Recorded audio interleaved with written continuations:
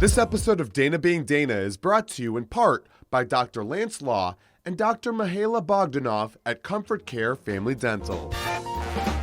Hello, and welcome to Dana Being Dana. I'm Dana Michelle, and I'm thrilled you're with us. My show is about all different aspects of the human connection, things that bring us together, and living life intentionally. Today, the focus is exclusively on men, and you will hear from 5 of them directly. Men remain a mystery to many women, and I'm sure the opposite is also true. So the insight will prove invaluable. Are you ready? Men are often viewed as providers in the family and home. Do you think you fit the stereotype of the traditional male provider? Hey, Dana, I'll take that one. I would say no. I think that when I think of traditional, you go to work, you come home, and kind of everything's there for you, and you just kind of focus on being the financial provider for the family.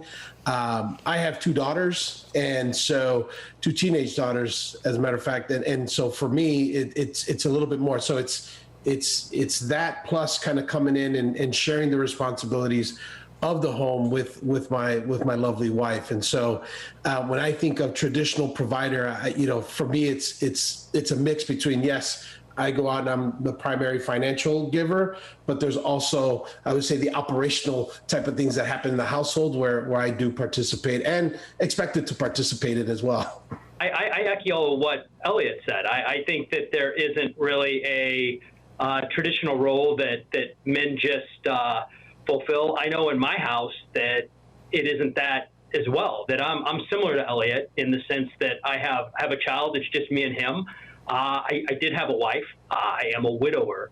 But in terms of things that I think modern men do and enjoy doing, we enjoy mixing things up a little bit and getting our hands dirty as fathers and as providers in our home, from helping with feedings with babies to later on having those logistical things that we do. It isn't just a 9 to 5 come home, help out with discipline or help out and just pay bills. It's really being engaged.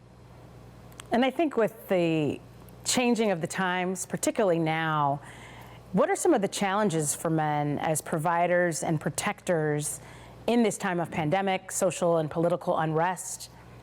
How has that impacted the male role? I would think, or I would respond with this, that given the current climate, especially for African-American males, myself being African-American male, having male children, sons who I know have to go out into the world and face a world that is not necessarily welcoming to them, it does weigh on me heavily. Right. Knowing that there are dynamics in our society today that makes my expected role as protector, it calls it into question a bit, because I cannot be a direct protector of my children as they're facing certain dynamics in our society. So it does weigh on me a bit, facing our current social political climate. I feel definitely, there are challenges men faces, like losing motivation, mental health, physical challenges, and emotional challenges they have, and especially some men who lose their jobs or lost their jobs. They will have major emotional as well as mental challenges, and plus taking care of young kids, their fees and all those things. I feel that. I think it's communication, especially in a virtual environment, both at home and school and at work. Communication is ever more important, and communication, transparency, and I know that as a father. My daughters don't come to me with everything, right? So there's certain things where you have to, you kind of have to check your ego at the door and kind of relearn how to communicate, right? Because as a male, we want to fix things. And while, growing up with girls, they don't necessarily want you to fix things. They just want you to listen. And so there's a lot of external factors that are impacting, their day. And so just being able to communicate and just listen, sometimes it's hard for a man because we want to rush to solution. Mm-hmm. That's true. That's true. So let's break it down a little bit. Exclusively reported here, what is man code, or can you explain the bond of men? Inquiring minds want to know. I think it's very important, but I think it's also, you really kind of talk about everything. You're comfortable in that position. And I think, I don't know, it's just a different way. It's a way for you to kind of just be yourself, I guess. Because when you're in the real world, or you're working, or you're, with your family or their family or whoever it is, you kind of have to just talk a certain way. And when you're talking with your friends or your guys, you really kind of feel more comfortable, I guess. Yeah, but there is a side of man code where I do think it's that it's how you want to be remembered. And whenever you think about what man code is, it's a word is your bond, caring for others sort of thing. And whenever you think about it, it's, again, if you weren't here tomorrow, if you weren't in the room with a group of people, how would they view you? And it's living by that code that leaves others feeling like you're there for them and feeling like you left things better than you walked away from it. That's great. On a more serious note, I want to talk about men and men's health, because I think it's something that we don't often talk about. And I wanted to ask you, gentlemen, do you think that men prioritize their own health as they should, or like they should? And I will take that question because I have practically seen, or, myself, I will be very truth right now, that I have taken my health for granted, I can say. And I have seen some of my friends or known people who have taken health for granted, and they have not, has been, what I can say is they have never focused health as their top priority. They have focused their top priority as their job and family. So that is my take. You have to take care of yourself first so that you can take care of others. It's like that oxygen mask on the airplane. Yeah. Yeah. And you all are, friends of mine and great, ambitious men, lawyer, CEO, businessman, scholar, community leader, financial services. So you guys are all out there hustling hard, which I think is important. And that's why I think the whole conversation with respect to health is so important. I want to talk about influence because you all are very ambitious. Who or what has been your greatest motivation or influence for all that you do? I think for me, it's really about my family. And it's not like a single person. I mean, my grandpa's my hero, and he came here and he wanted his number one goal in life was to bring his family here to the United States from China and give them this opportunity. And then when he did do that, it was great. You got to take advantage of all the opportunities that you can get. While, I think of my mother and my father and other family members as very influential, I also, in response to your question, think of lots of men in particular that did little things for me along the way, that set examples. Friends, older gentlemen growing up, right? Friends' fathers, my father's friends, people that I run across now that are older colleagues that set examples for me as a father. And I think it's important both as a man to seek out those good mentors and role models, but also now I realize, being a single father, that it takes a community to raise a child, right? It takes a village, they say. And there's lots of people that I really appreciate having seen now, especially other men. Like, look, I'm my son's father, and I take that role very seriously and am trying to teach him how to be a man and raise a good man. But at the same time, I fully appreciate that there's lots of people out there that come into his life and my life and are there for him as well. That's great. That's great. What are you most proud of as a man? I take a lot of pride in my faith and in just in being able to talk about faith and try to set the right example for my two daughters and my wife. We tend to, I'm just saying, me as a younger me was very focused on career. And now, it's still important. However, putting it into perspective, my openness to faith has led me to be a little bit more present.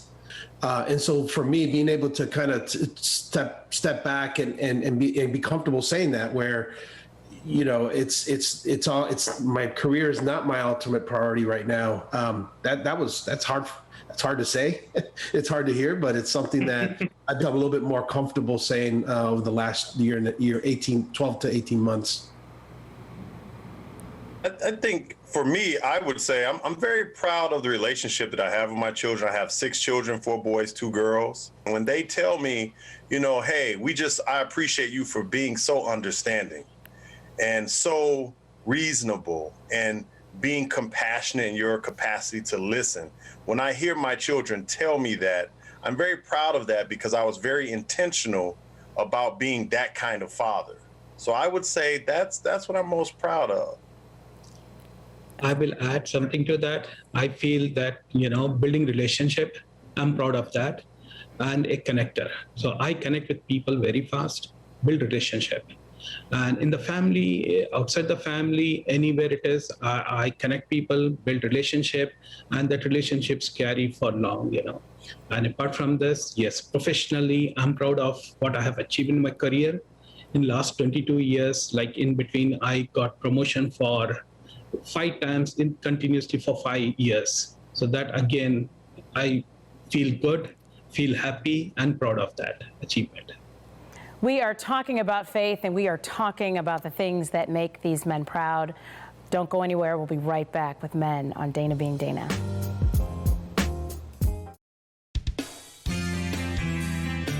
Hello, I'm Dr. Lance Law, part of the husband and wife team at Comfort Care Family Dental. I'd like to be the first to welcome you to our office. We strive to make every visit a relaxing and stress-free experience. The desires and needs of you and your family will be our primary focus in delivering the quality dental treatment you deserve.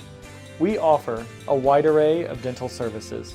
You can relax and enjoy most procedures all at our convenient state-of-the-art facility. Your dental needs will be well explained, and all questions will be answered by our educated and well-trained team. We pride ourselves in making every patient part of our dental family. We strive to be the dental provider where you will be proud to refer your friends and loved ones. Please give us the opportunity to be your new dental home.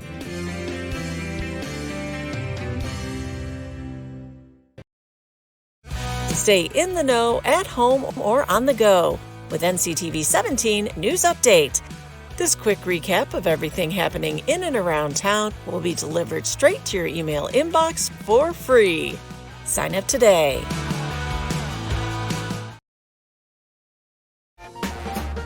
Welcome back to Dana Being Dana, where we are talking to men exclusively about men. Now, we can't do a men's show and not talk about emotions.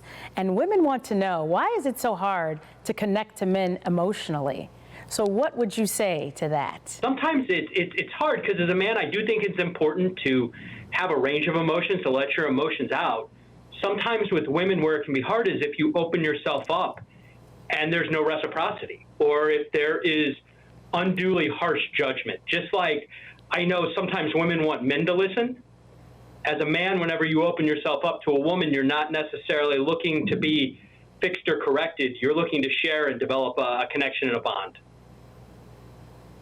Yeah, I'll add to that. I think it's two things. One, I mentioned it earlier, where I think, we tend to want to fix things. So there's no room for emotions. Like, okay, you have a problem, let's find a solution, let's fix it.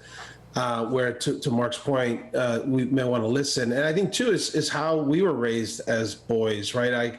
Don't cry, or, toughen up. And so I think, raising, how boys have been raised myself, to be like, men don't cry, men don't show emotion, be strong. I'm a crier, I'm a hugger. I'm okay with that. And I just want to say that Elliott, at all of our secret men's meetings, Elliott is the one who's always hugging and crying. Are you breaking man code, Eugene? You breaking man code? Just giving you a peek, just a little peep into man code. So what makes you feel loved, supported, or respected as a man? I mean, I think it depends on the man, right? I think some, I don't know if y'all read the 5 love languages, right? But I think everyone is triggered differently. I would say for me, it's recognition. That's how I feel respected and just, yeah, I know you're working hard. I realize you're balancing a lot of things, to kind of thank you and appreciate what you're doing. Honestly, my biggest thing is just loyalty at the end of the day. I'm going to be here for you if you're there for me. And that's really all I expect. And I don't think that's, too much to ask. And to build on what Wilbur said too, I think there's a reciprocity there. Don't pull back. Live in the moment. Dream with me. Once you connect, definitely don't pull that away. And I think that's part of respect as well for one another, is realizing who we are as people, and that to tie something together too. I'd heard as men we're fixers, and we like to be doers. And part of feeling loved is dreaming about doing together. And like I said, not pulling back once you start to have some of those, just moments together. You've talked about emotions, you've talked about childhood, being boys. Do you think that men in general need more therapy? And kind of breaking down the stigma of therapy and mental health. I think so. I think men they're less likely to be vulnerable, or they want to be vulnerable. And I know a lot of people that, see people or talk to people, and it really helps. And so I'm definitely an advocate for it. I think there's so much that goes on in a man's life. And like they said, you have that perception of you got to be strong, you got to be tough, you can't be a wuss, you can't, right. You got to, take care of certain things, and, and also, what you want people to perceive you as. And I think going to a therapist and being able to talk about it, I think it helps. I really do. And Dana, I think too, from a cultural perspective, so being a Latino male, mm-hmm. you don't grow up, you don't talk to anybody about your problems. So, kind of growing up, again, it's kind of the upbringing where it's, it's not okay to talk about air your dirty laundry to a stranger. Right. And so, I think those things, they have to change, because to the points made, right. It's equally important, and it's a requirement, right. In terms of, how to move forward. I agree with Ellie. And as a man, people are not comfortable talking about their weaknesses or their issues, or, they don't want to speak out about their problems with the XYZ person. So it's better to take guidance, help from somebody who is very professional, who can guide you, help you, and put you in a good channel, a proper channel it can be. And I think all of that is great. There are a lot of men who, speaking of therapy, who have grown up without fathers present in the home. And what is your advice for those men? You're going to be therapists for a minute. What is your advice for those men who do not have present fathers, whether they be men, young boys, et cetera? What would you say to them to pour into them? I think it's very important for people to identify those positive role models and those resources that they have in their immediate environment. For me, it was my church. I had a great network of positive men who showed me love, but also showed me the kind of father I wanted to become, the kind of son I wanted to be. There was just magnificent examples around me. And for so many years, I always said, I don't, have father figures in my life. And one day it just hit me that, no, I do. I have many individuals men from my church who poured positively into my life. And I just had to wake up to that reality. So I would say, just look around you and gravitate toward and be intentional about connecting to those positive figures in your life. I can add something on that, as be positive, be strong, and have faith in the God. And definitely you will do great. This is my message to them. Yeah, and I think faith is important there. But I would add living through the converse of that, right, with the son and being worried about a mother figure, right, that is lacking from his life, Dana. What I would say about that is if that you are, and this goes to the mothers, because you'd asked a question about if you were raising children, right, and a therapist, is seek out, because there's going to be people you see that you think are going to be there, and they're going to be there in a maternal role. And they're going to fall short of that. And you just have to help your child move on from that. And it might not be who you think it would be. It may be somebody you think would be great at it, and then they don't for whatever reason. She falls short, or in this case, he falls short if it was the converse.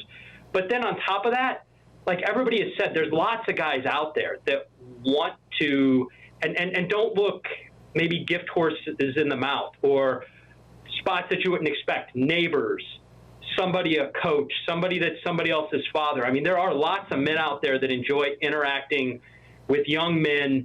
And I think everybody on this panel as well probably enjoys whenever there's a younger man and they have an opportunity, even if it's just one day, to have a conversation with them, to try to help bring them along. And I think that if you're a woman raising children, raising a young man on your own, that you'll find it. There's lots of guys out there that would love to be part of your son's life. I think that's great advice. Speaking of advice, what advice would you give your younger self? I think the biggest thing that I've learned so far is really appreciate the people that you meet and how they help you and what you learn from them, and building those relationships. I think, for my younger self, growing up in school or, having friends and all that stuff, obviously you get into fights, or you say something inappropriate to a teacher, or all of that, and I wish I could go back and never do any of that, but you're young, you're learning. So the biggest thing that I've learned is really just appreciate the people that are there trying to help you, trying to better you, and yeah, you can't go wrong doing that. Like, there's nothing bad that could go wrong doing that. I'd say be more present. I think early in my career, I can recall it was about the grind and, the next best thing. Be more present and enjoy, to Wilbur's point, enjoy those interactions, enjoy those relationships more, make memories there, because at the end of the day, it's who do you want to be remembered as, right? For me, it's be more present. The real hard times will go, and the real highs, maybe, they also go and aren't quite as high as they are, but don't worry so much. Because I know as a younger man, I used to worry a lot. Yes. And I still struggle with that. But, you just got to let things go and enjoy the moment. And I would tell my younger self to be less dogmatic and to love wastefully. Ooh, I like that. I like that. It has been a pleasure hearing from these incredible men about life, love, and insight into the often elusive male perspective. Thank you to my guests for joining me for both this discussion and for being the men that you are. And special thanks to Comfort Care Family Dental. Finally, happy Father's Day to all of the fathers.